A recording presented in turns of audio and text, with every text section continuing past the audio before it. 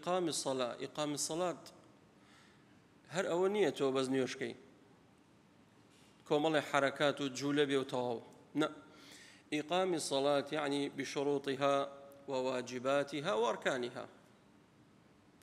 نيوش كومل مرجي تدايا، نيوش كومل ركني تدايا، نيوش كومل واجباتي تدايا. أوانا الرتشاو بك أو جاتو أو نيوجيك أخوي قول اليد داواكات وأقيموا الصلاة. إقامي صلاة بوشيوية.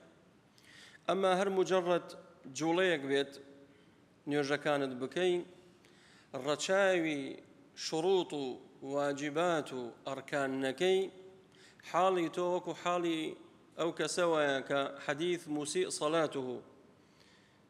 أما مشهور لا زانيان وفقهاء كابرايك هات ناو مزقودي بيغمري خواه صلى الله عليه وسلم سلامي شكردو شو لسوشي مزقودك دور كاد نيوجي كرد بيغمري خواه صلى الله عليه وسلم بانجي كردو يان خوي هاد بولاي روايتك سلامي كرد بيغمري خواه صلى الله عليه وسلم فرمي بقرر روا فصلي فإنك لم تصلي برو بقرر نيوجك دوباركوا چونکە تۆ نوێژت نەکردووە. عجیب ئەی باشە سەر نوێژی نەکرد بەڵام نوێژەکەی ئەوەندە نوقسان بوو ئەمەندە کەم و کوڕی تێدا بوو نە ڕەچاوی ئەرکانەکانی نوێژی کرد پایەکانی نوێژ نە شڕوتەکانی نوێژ هەروە لە کۆڵی کردەوە. هەندێک کەسەیە نوێژەکە لە کۆڵێکاتەوە بە پەلەپەل. معقولە تۆ نوێژی نیمەڕۆ 4 ڕەکاتە بە دەقێتەوە بیکەی؟ ئەمە چۆن نوێژێکە؟